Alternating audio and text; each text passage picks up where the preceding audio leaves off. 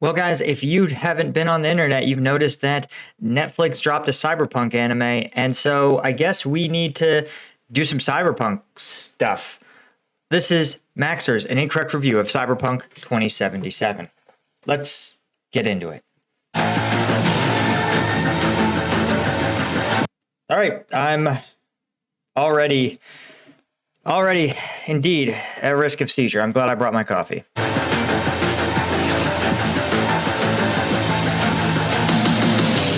Cyberpunk 2077 is the long-awaited sequel to Fallout 2076, and as a... Oh God.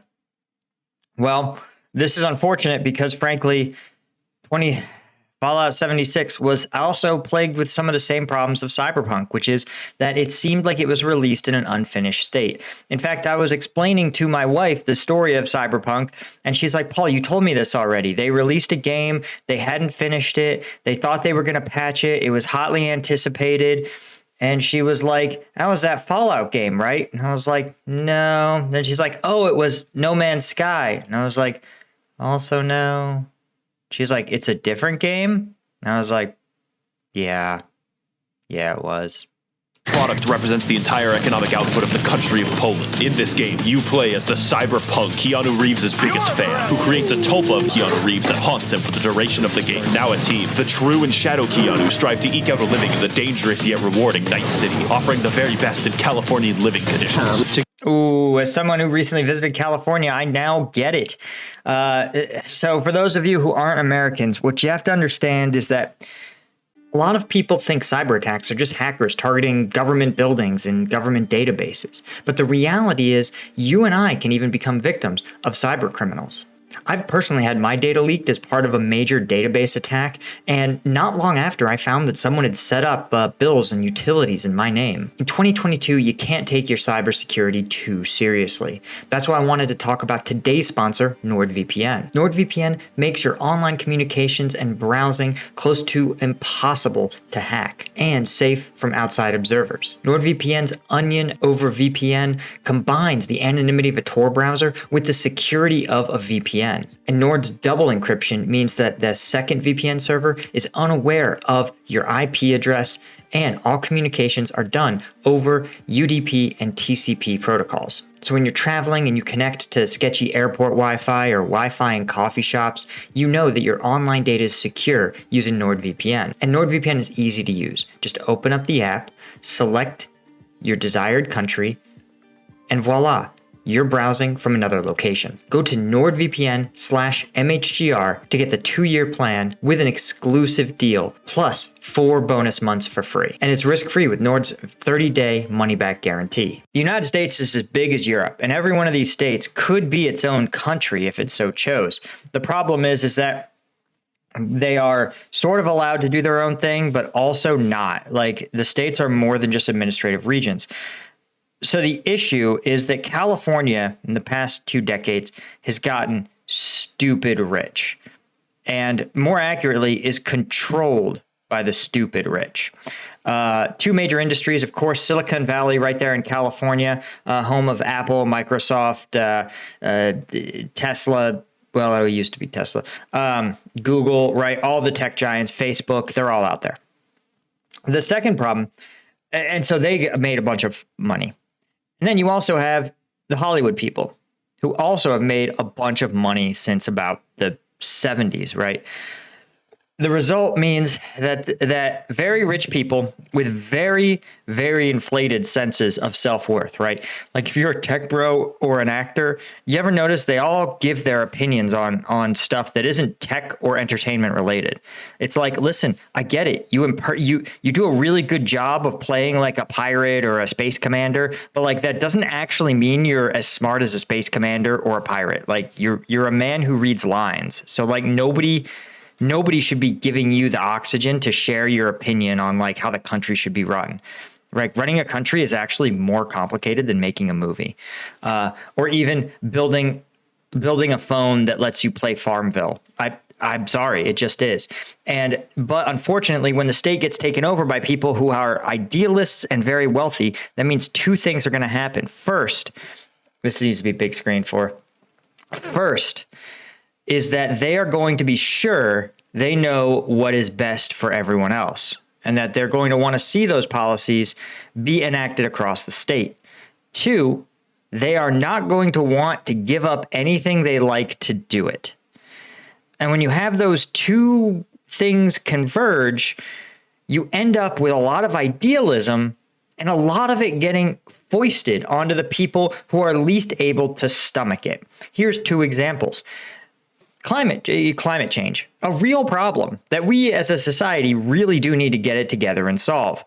Now, who do you think is most poorly positioned to make the sacrifices necessary to fight climate change? I'm going to go ahead and tell you it's the poor people. Yet, who is being hit with the gas tax the hardest of Californians? The poor. To give you an idea, a Californian pays about 3 times as much per gallon in gas as I do as an American in a not California state. And that's pretty typical. It's the average for basically the rest of the country except California. Another example would be housing, right? There's a huge housing crisis in the United States. Obviously, not just homelessness, but all across the country, people are finding that homes of an appropriate size for their family are just insanely out of reach for the average American worker. To solve this, right, logically, in a capitalist society with a supply and a demand, it tells you that you need to build more houses. Well, California has decided that those houses should all have like access to green space and all have windows of a certain size. And there are hundreds and hundreds, maybe even thousands and thousands of regulations that new construction in California has to comply with. They all need to have solar panels, for example. That's a $50,000 system. And all of those things combined mean that you basically can't build anything in California. Even if you could overcome the insane lobbying by existing people who don't want to see new construction anywhere in their neighborhoods, because again, rich people don't want to give up anything. And, having an apartment complex next to your Menlo Park mansion is a burden. Even if just to construct a new house or a new like apartment building or whatever is going to cost you it's going to mean that you can only rent those units profitably if you build them as ultra luxury units, right? 5, 6, 7, 8 times $10,000 a month type of units. Which means, of course, who is going to pay the price for the housing crisis in California? Not the people that can afford $5, $6, $7, $8,000 apartments. No, it's going to be the people, the teachers, the firefighters, the people that work every day, right? This is the California effect, and this is probably actually like the cyberpunk world. That's this trend carried out is what you get with Cyberpunk. Together, you navigate the dark streets, glitzing high-rises, and mangled faces of this beautiful metropolis, seeking riches and glory as proud members of Hamas. Under the yoke of crushing poverty, systematic oppression, and runaway monopolies, you stand as Night City's final bastion of defense against the shady underworld of business executives, mercenaries, ANCAPs, and every single kind of ethnicity in existence. Daring to strike back, it's up to you, and you alone, and you and Keanu Reeves, to navigate this scary world together yourself, and to get to the bottom of who the when is where, on top of the sixth the near whenever, and build this city on rock and roll. But to understand Cyberpunk 2077, you must understand the world of Night City. Night City is a dangerous place where the internet no longer exists due to nuclear viruses, forcing nuclear viruses. Okay, sure, I'll give you a plot device.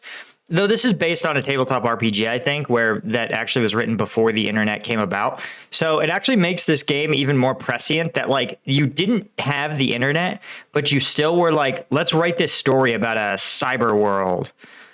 People to stand up and socialize for entertainment. This has far-reaching consequences on society and has resulted in a decadent morass where the poor are forced to rob you for fun. Crime is at I mean, here's what I find hilarious is that they actually this game probably accurately predicted the amount of theft that was going to happen. But what they failed to predict was just how much of it would transition onto the internet. What do I mean by this? Well, the largest, I'm going to say actually probably the largest robberies basically of the entire decade have all been, they've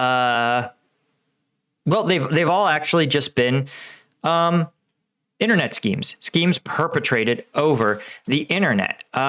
For example, the 1MDB scandal, right? How much did they steal from the First Malaysian Development Bank? And here's a hint. They didn't need guns. They didn't need guns. They didn't need cyber warriors. They didn't shoot it out. Nope. He just did a wire transfer. The scheme is literally 3 phases. Gave it to met with representatives of Petro Saudi on Monaco. They signed a joint venture, and then it was a pretense to transfer the $1 billion away. So basically the Saudis said, yes, you can invest in our company, but in fact their investment was just $1 billion wire transferred to someone's Swiss bank account. Then they took that $1 billion and went to Goldman Sachs and raised even more money and put that in a bank account. This is comically, right? Like, look, this is a night. This is even in lore, right? Like $1 billion. So what's that? Like average American makes $30,000 a year.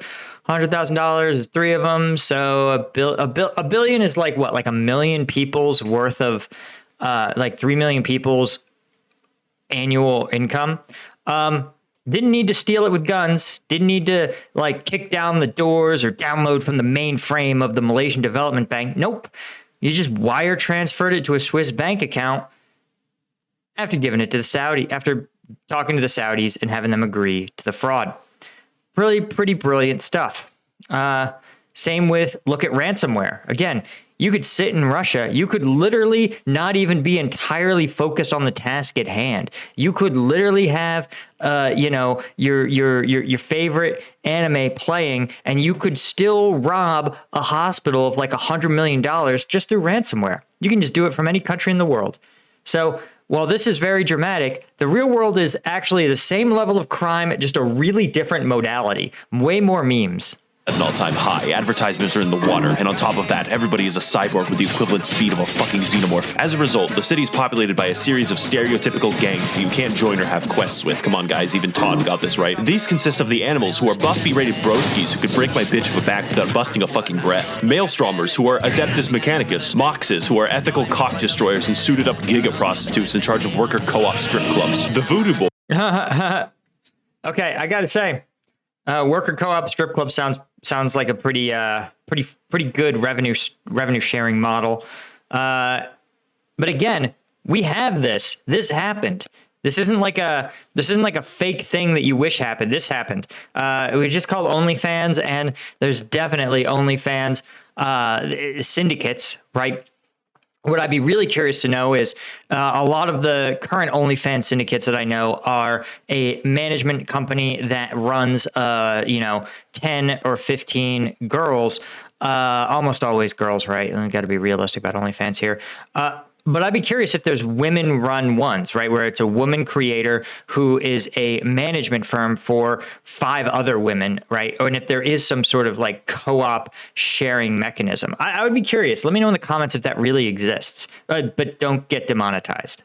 Who are ethical cock destroyers and suited-up giga prostitutes in charge of worker co-op strip clubs. The Voodoo Boys, who are pissed-off radical Haitian separatists dedicated to the destruction of the white man. Tiger Claws, who are the bargain bin yakuza. Valentinos, a generic Hispanic gang who, according to the wiki, have no goals other than seducing women. The Sixth Street gang, who are just groypers. And finally, the... Okay, all right, one of the things I gotta say is that it sort of bothers me when people assume that like things from the future will look like today. And the classic trope is, right, 1950s sci-fi, where they're like, we're going to have faster than light travel, robots and aliens, but my wife is still going to stay at home and cook dinner. And it's like, she's cooking robo dinner. Like, bro, like the social order, the groupings that are really important are like reflective of the era. And so instead, I think you would have, if you were to organize underground gangs today, what are they organized by? Like linguistically, sure. But if you look at like English language gangs, Russian language gangs, Chinese language gangs, right? That's pretty common because that's the medium, the technology of the internet. That's sort of how they naturally facilitate communication, right? Again, I can't laugh at memes in Russian. I don't speak the language. So that's probably more like what you'd see. Obviously, people with the same economic incentives, definitely, that's super realistic. In the same profession. Also, yeah, we do see a lot of ideologies that we don't see as many we will, in the future, we're almost certainly going to see way less ethno-nationalists. Man, Tiger Claws, who are the bargain bin Yakuza, Valentinos, and kidnapping and harvesting your organs. It therefore really disappoints me when I figured out that I could only interact with these gangs about 3 times each. Their primary purpose is to be repeatedly fucked with without any consequence. I am simply fucking surprised that not even a basic faction system exists. I once did a favor for a corporate agent in the main quest, and the far-reaching consequences of my decision was that I had sex with her. That's it. Speaking of corporations, Night City is a place where corporations have run completely amok and are involved in every single level of government through lobbying, which isn't corruption because it has a different name, guys. In the world I mean, it's funny, but no, this is true. This is true. It's if you use the money to fund a campaign, then it's lobbying.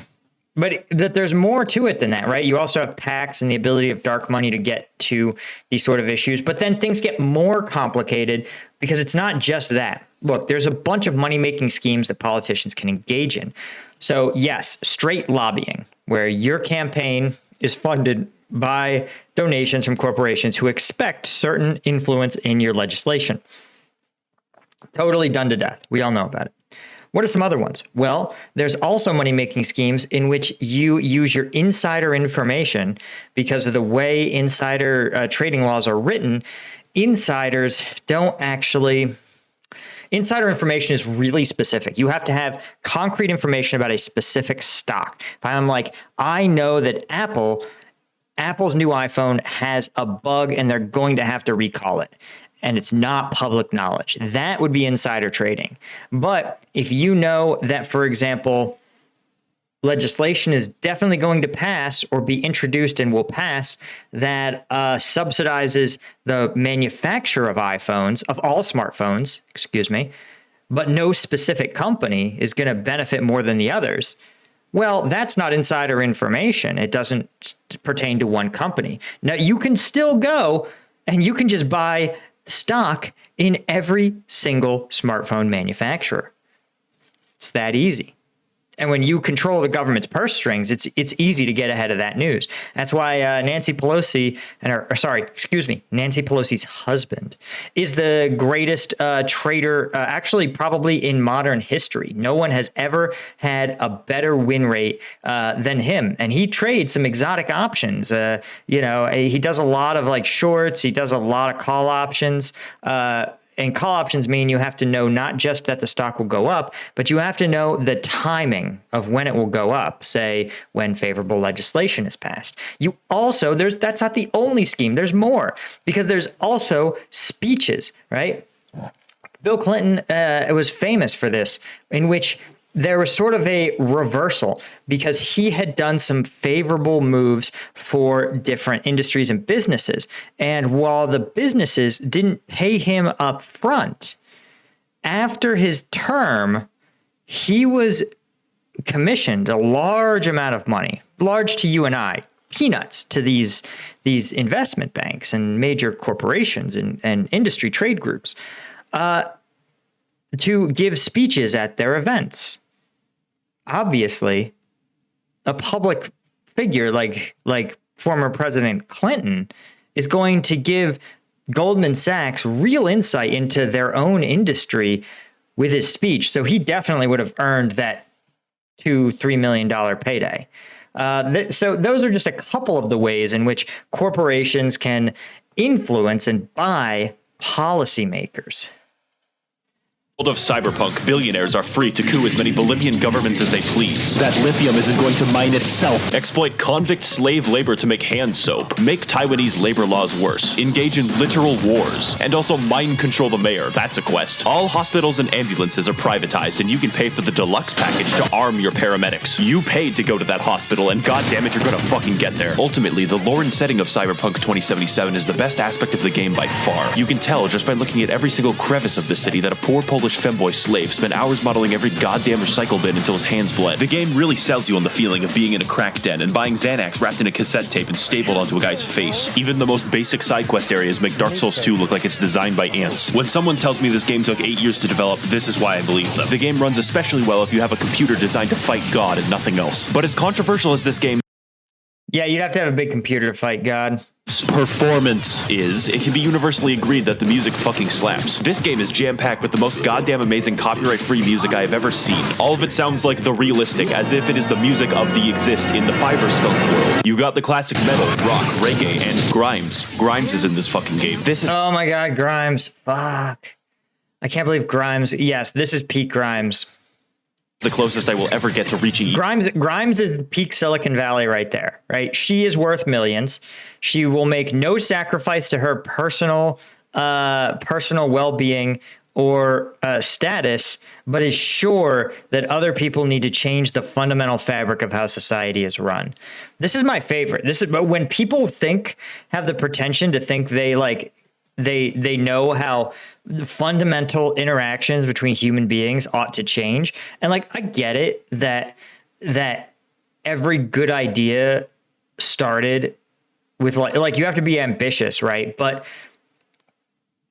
when the way humans interact with each other changes, it changes as a result, like we said, of the milieu. Milieu is the term for the term for the psychological environment you exist in.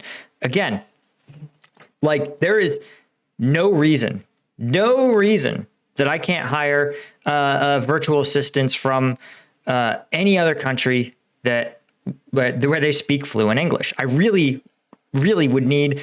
I can only work with people really who speak fluent English. Unfortunately, my Spanish is good, but it's not so good that I can't.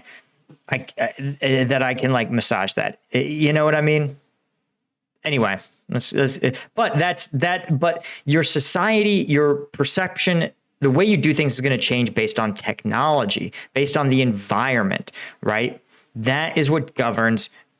So society and human social cultural interactions are a natural outgrowth of the society and environment in which they're in. They always kind of lag, right? They're always 3 generations behind or 2 generations behind. But broadly, that is what happens, right? Farming communities had a totally different set of values. They have a totally different set of values than urban communities. Highly technological communities in a telecommunication information space have almost no values and social structures in common with pre-modern hunter-gatherers, right? Other than biologically programmed responses, like I like my children, I have an affinity for my family, like things that are hardwired into human biology. Everything else is just governed by the technological environment that you're in. Elon and telling him to stop killing people for lithium. I can only imagine a dude in CDPR HQ talking to a suit like, "Sir, it is imperative to the success of the game that you allow me to create dank reggae music. But now that you're aware of the world of Cyberpunk2077, it's time to get into the combat."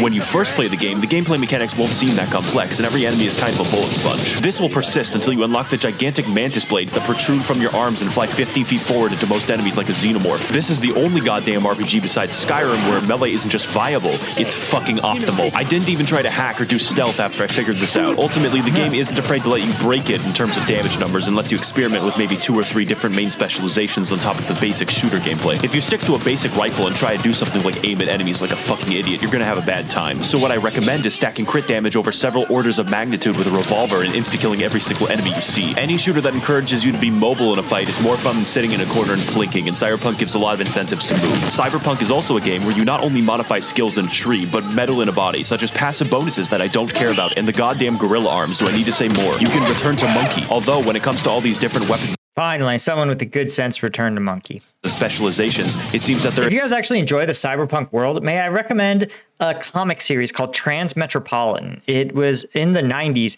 but it was a really, really good look at it's similar to Cyberpunk, right? It was a cyberpunk sort of future following a journalist who, uncovered corruption and stuff, but really, really tackled the transhumanism, tackled it did that. It did a better job than most about inferring what would and wouldn't be important. Like human beings being like they have furries, but the furries literally become anthropomorphized animals. Like not like literally they're like, I am 50% wolf DNA, right? They'd be like, I'm going to become a cloud of nanobites. Like people just do it, right? It's a better cyberpunk that like realizes that, yes, if you could just, pour yourself a shot of nanobots and just take it and wake up the next day as, not just some other gender, but with whatever hodgepodge of parts you want, those notions would sort of become not that important to people. There isn't much variety in how you specialize. Whatever happened to Skyrim giving an entire skill tree dedicated to just being a werewolf? Tech pistols, smart pistols, stupid pistols, revolvers, burst fire? Have bonuses for all of them or none of them. The combat is fun, but there isn't that much to it, which is why it reminds me of Borderlands. There's also the driving gameplay, and it feels like ice skating on a pool of frozen lubricant and dozens of ropes are in the way. Cars have the stopping distance of several fucking city blocks and want to drift for literally every turn. It is faster in this game to delete your save file and create a new one if you want to travel back to your fucking house. This is because Night City ran out of rubber in the year 2040 and have subsequently been making tires out of the increasingly rotted corpse of the Michelin Man. When it comes to the open world or dynamic gameplay, I'm really glad that it didn't take the GTA 5 route where you play tennis once and then get fucking bored. Mr. Boss for the win here, and in this video, I'm going to be showing you guys a full-length tennis match. Instead, the game saturates itself with small, numerous side quests where 90% of the time you're paid to go somewhere, kill everyone, and then leave with no nuance. The side quests are the dynamic gameplay. This isn't a game where you go hunting. My biggest issue with the entire game thus far is that the side quests are either William Shakespeare fucking masterpieces, or they have micro-stories that are summarized in 2 sentences. Let's walk through a side quest. You go to I mean, I don't know. I'm not a game dev. I should stay in my lane. Drive a weird guy somewhere. He gets out of the car, goes to the store. Oh no, he actually robbed the store. Then you kill everyone. Congrats, the quest is over. No further development. Fuck you. I would trade 8 of these fucking quests to get a decent one. It's like you're playing a weird mixture between Fallout New Vegas and a Ubisoft game. The Witcher 3 has... Yeah, people... I don't know. In the real world, listen, sometimes things are routine. And even if you're a hardcore, super mercenary killer, I imagine that you get good at one line of work. This is just sort of how this works. And you just stick to it, right? Okay. More meta-human commentary. Hunter-gatherers. Everyone had to be good at everything, right? If you wanted to eat, you had to know how to hunt an elk, gather berries. You had to know how to skin it. If you wanted to wear clothes, you had to know how to skin it, prepare it. You had to know how to build a bow, fletch an arrow, make a pot. You had a massive number of skills. You had every single survival skill had to be in every single person, right? Because it was just a really hostile world and everyone had to go all in to do it. No specialization. Over time, slowly, you started to see specializations occur, and there was an incentive. So you went from being a hunter-gatherer, then you would have a farmer, and a farmer would make all of his own food, his or her own food, and food for many other people, which meant that those many other people could do other stuff. You could be a artisan, or a masonry worker, or a Egyptian pyramid builder, who's S-word title, I don't think I can still say. But the point is, as urbanization has taken place, that has occurred more and more and more. So if you really had a night city with like 1 billion people in it, you could literally make mad money doing like furry art, right? That is the thing, even in our world today, if you're a good furry artist, you can make a lucrative living doing it. And it's because of specialization. It's because more people, there's more niches, and there's more technological efficiency in the essentials. Look at, for example, our parents or grandparents could fix almost everything in their house. But now, hopefully, if you have a house, it's cheaper for you to spend more time doing what you're good at, and then you just hire out someone else who's also ridiculously good at fixing that thing. And usually it's the only thing they do, right? Like, yeah, I guess I could repair my own foundation, but like, holy shit, guys, like it's impossible. In contrast, a Foundation company, it's like an afternoon. They're like, oh yeah, we'll be out of here tomorrow afternoon. 12 hours. We'll be done. Day and a half. Right? And it's like, well, okay, I'll just focus on doing what I do good, and you guys can do what you do good. And this has to do with like economic theory of exchange and stuff. But the point is that if you're a cyber killer guy, you're going to focus on one area of cyber killing, and you're going to get really good at it. As Max0r discusses, you want to become guy with big blades, but the missions you take, you're like, why am I going to do robbery escort missions? No, forget that noise. Don't do any of it. You say, listen, I do one kind of mission, and it's drive you in a taxi, drop you off, drive you back. Get real good at it. Had something similar, but in The Witcher 3, I was actually... Or just be like, I'm a guy who cuts off heads. Listen, you need somebody's head cut off, I'll do it. But other than that, find somebody else. I know a guy who can help you. Surprised sometimes. Let's look at the better half of this. There are side quests that are fucking 8 missions long. You learn the entire backstory for an ensemble of enterprising actors and then crucify them on live television. I can't stress enough how actually godlike the writing for these quests are. When the developers decide to write words... An impressive cop. There is a side quest in this game involving a meticulous search with a skilled detective to track down and locate a serial killer using only your wits, an underground battle for control of a strip club from the clutches of organized crime, and a complex family feud in a biker gang. Or I can play the same murder spree in a single room 16 fucking times. This game is like reading 6 dirty copies of War and Peace, and then every 20 pages you have to stare at cards. The crazy thing is, if you do enough one room kill everyone things, eventually that won't even start to feel exciting. It'll feel like a boring day at work. Imagine for a moment that you're a Militech guard in the beautiful Night City. You see this weird guy running down the street wearing 14 different colors like a goddamn clown, when suddenly his arms open up like a fucking alien to reveal 2 gigantic sword-like appendages, and he leaps directly into you from 15 feet away. Your buddy goes to shoot him, but instead of fighting back, the fucker disassembles an entire rifle in front of him, and once he's done killing everyone, he sits perfectly still for 24 hours straight. That is the true open-world experience. Do you remember playing Fallout New Vegas and having so many interesting little elements to the quests and their effect on the world that you never had to find the fun? Well, most of Crime Trunk's quests had me going, oh yeah, this is a video game. I never felt like these quests improved my relationship with Freeside or helped the NCR. They were just there to waste my time. In fact, let's stop comparing things to Fallout New Vegas forever, since it's the perfect game. Don't let Todd hear Man, maybe I should stream Fallout New Vegas, huh? People have been insisting on it for a while. about this conversation. That aside, there are a good 30 to 40 hours of meaningful content in this game. You don't have to do all the gigs unless you're reviewing the game. Then you might just have to. Night City also suffers from an issue where all the police are in a state of quantum superposition where they are both far away and nearby at all times. Meaning, if a citizen were to commit a crime, the cops would simply quantum tunnel directly outside their cone of vision. This is because the aforementioned Michelin droughts of 2040 caused the police to give up driving entirely. There is no driving AI in the game. Nobody can drive, not even you. This is why the cops teleport, because they can't actually drive to the scene of crime, so the game pretends you don't notice, but you fucking notice. It just makes the world feel kind of dumb and not that reactive. It's not fun to commit crimes in Night fucking City. There aren't enough dynamic mechanics to make the world feel alive, which is fine, but the picosecond quests aren't filling the fucking gap, which is a shame because the world design almost does. I'm not going to forget about Little Japan's shitty alleyways filled with hollow prostitutes, Watson's red glow at night, the Badlands rotting windmills, or how in Pacifica they want me dead for killing that innocent girl in 2004.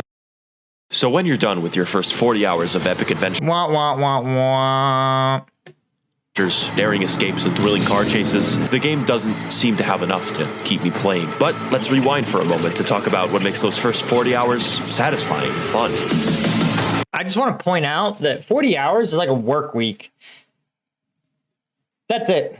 You know, if you played through the main story of this game, you literally could have, I don't know, worked another week. I guess that makes it sound shitty. It's like, what else do you want, man? Spoilers for the rest of the video. I've saved this part for last in case you're a child or seeing this 10 years from now after MHGR's world takeover, in which case like The Witcher 3, the main quest is actually not written by guerrillas. In the years following Skyrim's release, Polish scientists were able to extract and locate the hidden element known as being fucking subtle, and are mostly able to apply it to the world of Cyberpunk 2077. The game is willing to stop and give you quiet moments with the characters, as if they're written to be like people, and not the apes that live near Ubisoft Montreal. Speaking of characters, the main quest is primarily Yeah, I've heard Montreal also has a huge homeless problem, so maybe that's why. comprised of V, the world's last schizophrenic, and Keanu Reeves, who plays as himself. And even then, he's improperly cast. Are you still rolling? It's hard to see Keanu as a super badass through his overacting voice, but that's okay because the game does everything else in its power to make sure that you think he is badass, and it works. The sections where you play as Johnny are straight up power fantasies where you use Keanu's dashing looks to invoke the mythical female orgasm. The story of Cyberpunk is one where the true and shadow Keanu begin in opposition, but through a slow web of corporate entanglement, gang warfare, and strip club participation, learn to love one another and grow as people, except only Johnny grows as a person. This is for the best, because V can look like Peter Griffin, and goddammit, I want to roleplay as Peter fucking Griffin. The game also introduces villains that I love and can understand their fuck mentality. For most villains, like Placide, you don't even think of them as villains, just people acting in their own interests, like Stalin. Cyberpunk is able to effectively... This is one of the reasons that I absolutely fucking hate modern movies. They just don't write subtle villains, because for villains to be subtle, it won't pass Chinese censorship. That's the bottom line.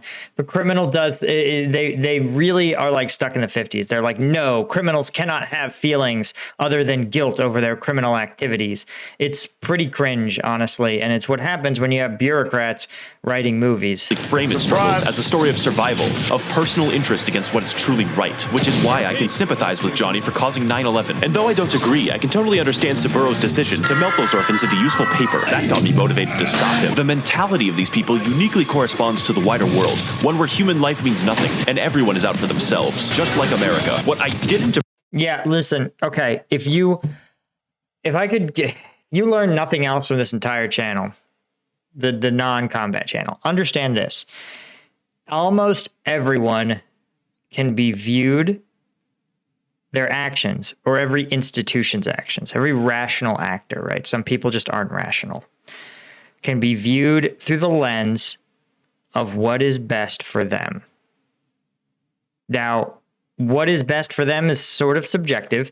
So what people perceive as best for them, it's not objectively true. And them is a squishy term that can mean you personally, your family, your community, the people who you consider in your in-group, right? It can be anything. But if you view people through that lens, one, congratulations on reaching adulthood. The man-child phase has finally passed, but also you'll be able to understand and then navigate the world in which people operate that way. And this is in contrast with like the Harry Potter world or Star Wars, where bad guys, dark side, do evil. Like that is a closed loop, right? There's no other incentive to being evil and doing bad than being bad and doing evil, right? And once you divorce yourself from that mentality, then you'll see the reality. Appreciate is that through the game, the main quest gives you a You'll false see the real world. Hey, look, it's that woman from Blade Runner. sense of urgency when there is none. Peter Griffin repeatedly suffers from schizophrenic episodes that cause his eyeballs to enter screensaver mode. Every single character in existence urges you to finish the story and save your life as fast as possible, but it will never matter until the plot decides that it matters. If you do all of the side quests, V is the equivalent of a sickly paper bag carrying a shotgun with 50 hydraulic toasters attached, and one of those toasters used to be a rock star before a geriatric Japanese man ate his soul. The game insists that you're weak and dying when in reality you've killed thousands of people out the fucking hospital window, and it's jarring. Lastly, people are mad online that you can't continue after the main quest because they are wombats. And if you fuckers somehow convince CDPR to patch in a post-game, I will eat a cricket on camera. Is this game worth your money? Probably. Unless you have a PS4, in which case you've already been sent to the black pit of shale from which you will never return. I'd like to thank the monetary contributions of the oil barons and media conglomerates that fund my channel and keep it operational. If you would like to contribute your blood diamond... definitely support Max0r and support my Patreon if you want to see some, gonna be honest, if you want to see some gory combat videos, that's what's on there. I break down combat videos. Anyway, thanks my 10 tier patrons. You guys are true fucking chads. I'll see you nerds later.